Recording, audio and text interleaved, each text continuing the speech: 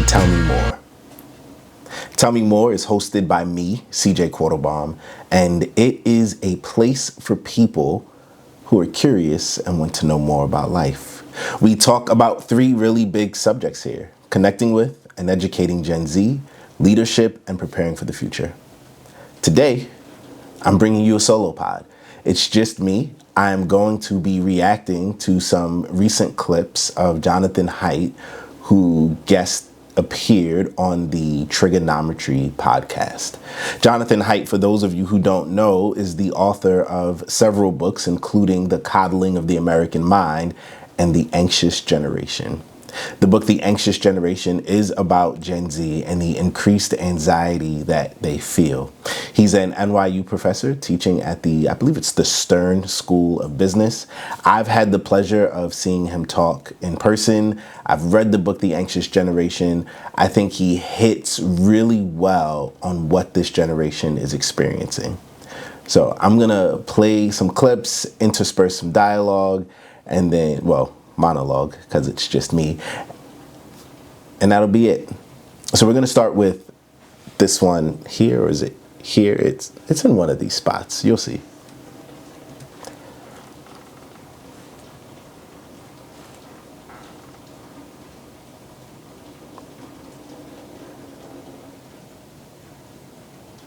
Let them get most of the way through puberty. This is a key idea in the book. I really came to see that puberty is this incredibly important period where the whole brain is rewiring from the child form to the adult form, and it happens in stages from back to front, more or less. The last part to rewire is the prefrontal cortex. And this is happening, around 13 to 16 in that period. And it continues on to 25. But it's completely insane that when puberty starts, which is around 11 or 12 for girls and around 13 or 14 for boys, when puberty starts is basically when we give them a phone and say, how about no more real world experience? How about you spend 10 hours a day on this thing? And your brain isn't going to, neural rewiring is this incredibly complex dance. And just as if we gave our kids alcohol every hour, that would disrupt neural growth. Well, I would say giving them 4 hours a day of video games for the boys or 5 hours a day of video games for the girls, it's going to disrupt neural growth. Yeah, so I love what he gets at right there, this idea that neural pathways are constantly being wired and refired and rewired, and puberty is this critical time in our lives. And for this generation in particular, they experienced puberty, the first ones to experience puberty, on a smartphone. I think back to as we started to see the rise and the decline of mental health, and you'd start to kind of read these stories about kids who were experiencing depression because they would go on their phones and they would see all of their friends are together, but they're not there. And it started to make them ask questions like, well, what's wrong with me? Why wasn't I invited? Why is it that everyone else is hanging out, but I'm not included? And it would start to weigh on their self-esteem. I think about things like bullying, right? So I was 4'11" until I got to high school. So you can imagine me in middle school. In middle school, I was a 4'7", 4'8" kid with light brown eyes, a smart mouth, and dusty braids. And I was basically a target. I got picked on. I guess looking back, you could say I was bullied. I got in a lot of fights. And one of the things that I look back and I realize is whatever I dealt with at that time, I dealt with from 8 to 3. When I got out of school, it was over. But for kids today, it's not the same thing. They deal with it in school from 8 to 3, and then they go home and people are making social media posts about them. They're constantly getting texts. There was no time in which it turned off. I also think that messes with their ability to engage in reconciliation. Because how can we ever have a moment to step back and breathe and even forget what we were upset about if it's constantly in front of us? So I look at what he's saying here about this generation going through puberty and experiencing the beginning stages of their maturation, constantly connected, constantly being fed images, constantly being sold to, and you can see the ways in which that can sort of mess them up. They can, just alter their experience of what we would have called historically a normal childhood. Let's see what else he has to say. If you disrupt that, if you're constantly, in the early teen years, if you're constantly being divided, you have all kinds of stuff coming in, that part doesn't develop as well. So this is one of the most common comments we hear about Gen Z, is that it's very difficult for them to stay on task. In fact, their brains have become accustomed to such a constant incoming stream of information that a lot of them have trouble watching a video because it's not enough stimulation. So they do this thing, there'll be, and people have sent me these things, there's like a video of me giving a talk, and underneath it is a video of a video game going on. Yep. They need two things at once. Where if they're at the computer, they need the phone as well.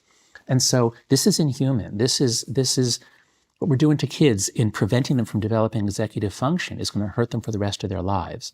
So that's a very general comment. Now, as for creativity, that's quite possible. I haven't studied that. I don't have like a specific mechanism. But all right, so this one's pretty interesting as well. This idea of the constant need for stimulation, the constant need for just things. And I think it's all of us, right? I'm not gonna lie and be like, oh, millennials, we're so much better, because we're not. We live in this world of constant inputs, and things are just faster, and I make these videos and I spend a lot of time reading and watching about, hey, how to be successful on YouTube. And it's always, hey, if you lose them in the first 5 seconds, it's over. You need a catchy hook. You have to reel them in right away. We're so used to things being quick. We're so used to things being, glitzy and glamorous and bright lights and drawing us in, that we don't know how to deal with the boring. I would like to say to you that my page is intentionally boring because I'm going against the grain. No, I'm just not good at that stuff yet. But I do think there's something to be said here. This idea that Gen Z can't focus on a singular task at a time. And I say this as I have my camera in front of me, my computer in front of me, because I'm watching the clips. I'm going to edit it in or whatever. My phone is to my right. My iPad is to my left. Normally, my iPad has a game on. It's basketball season. We're all in this place where we need to be constantly stimulated, where we need the inputs. We need things fast. And I don't think that's good for us. We can see the ways in which this is harming and hurting us. And it is incumbent on us, for this generation in particular, as they enter our workspaces, to recognize that about them. Because for the most part, previous generations could show up to work and just do their task. But now Gen Z has their computer in front of them with their phone on the side, and it's the constant stimulation. And I haven't read the book yet, so I wish I could tell you more about it. But Slow Productivity by Cal Newport is about this idea of us slowing down, of being able to regain a singular focus. And so I would say for us, millennials and up, it's the idea of regaining a singular focus. But for Gen Z, it's going to be learning how to have a singular focus. Let's see what else Haidt has for us. So 2 points on different sides.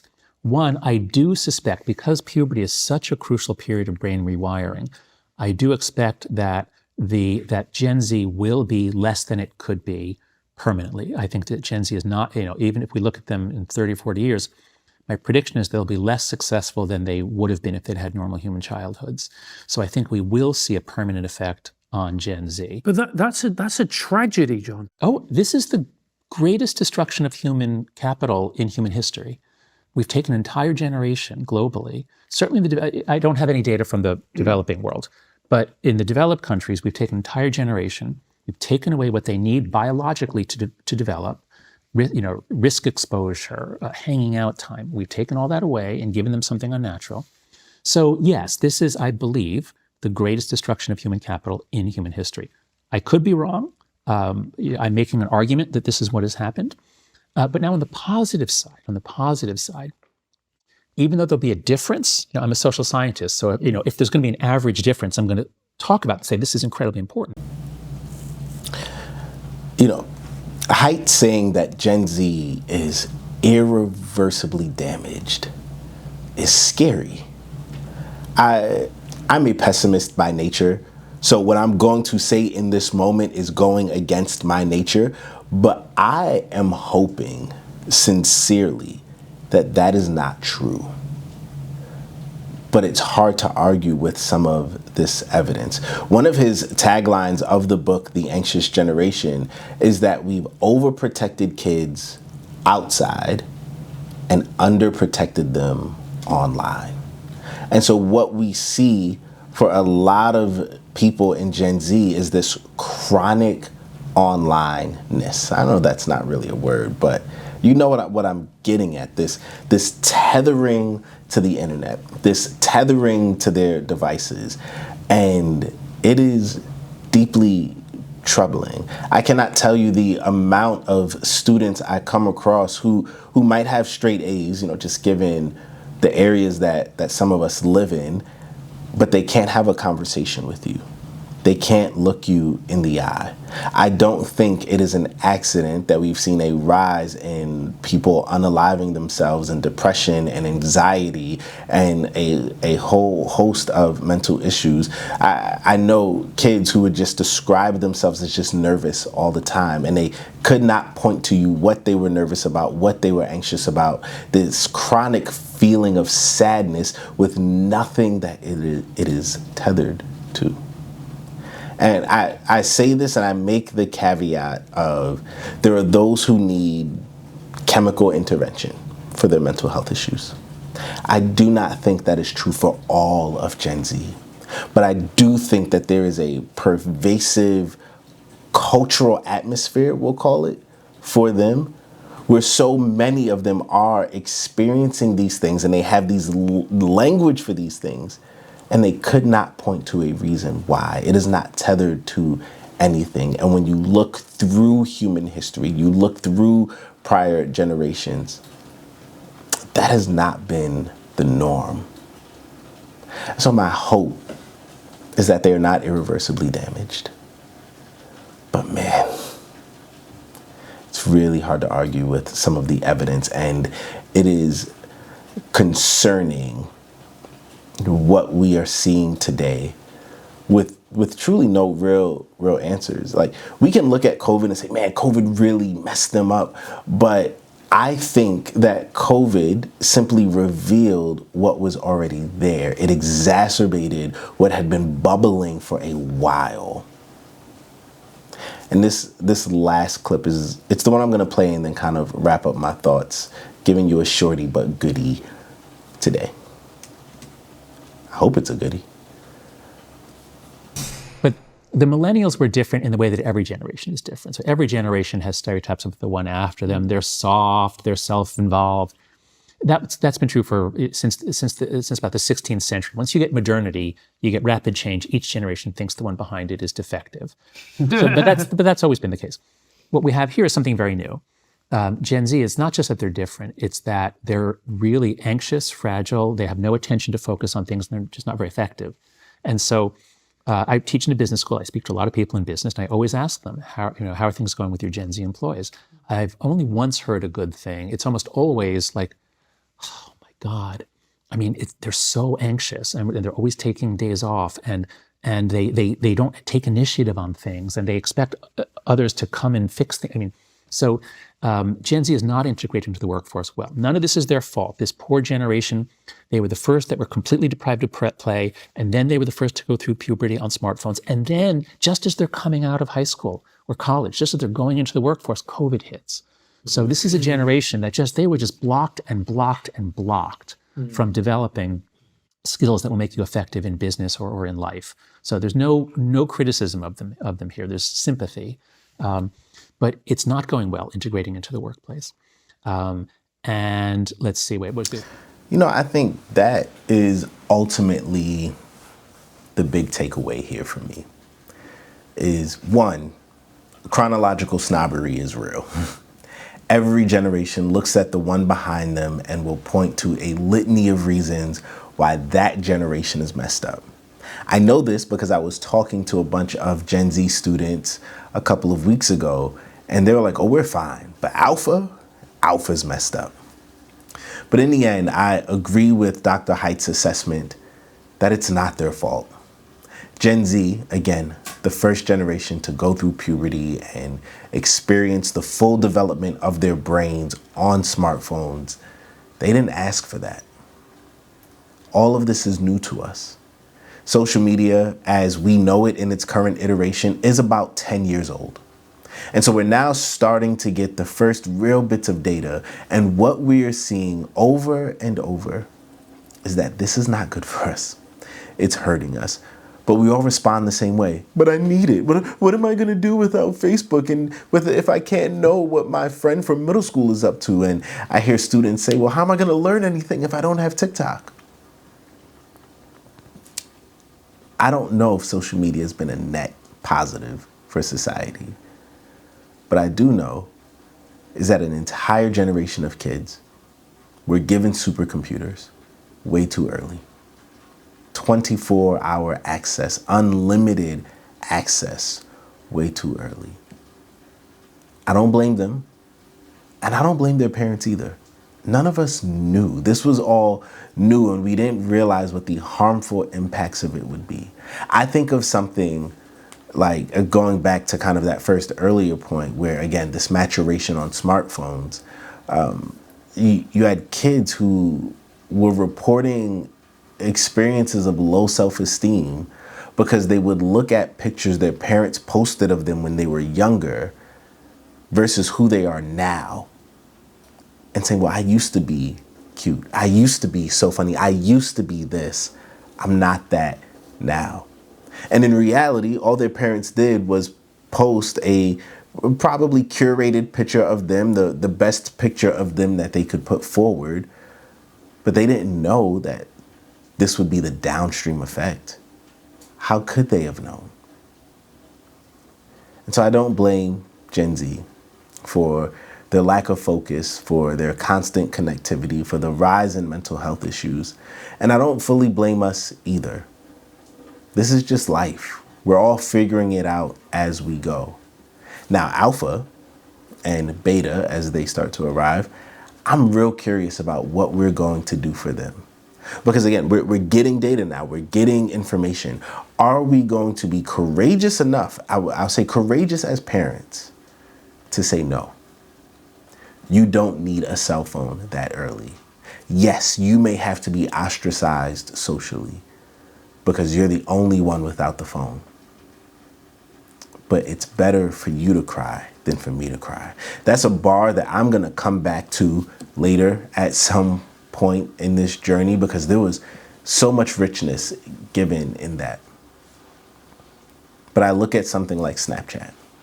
I know that teens love it for how they text on it, but as a parent, no teenager needs an app where messages disappear. These are the things, the places in which, seeing the outcomes that we've had over the last 10 years, we have to be courageous enough to say no. So I highly recommend you pick up The Anxious Generation by Dr. Jonathan Haidt. I highly recommend you like this and subscribe to it and you share it with your friends. And hey, maybe I said something you agreed with, something you resonated with, something you disagree with. Leave a comment. What do I know? I'm just some guy from Brooklyn. See ya.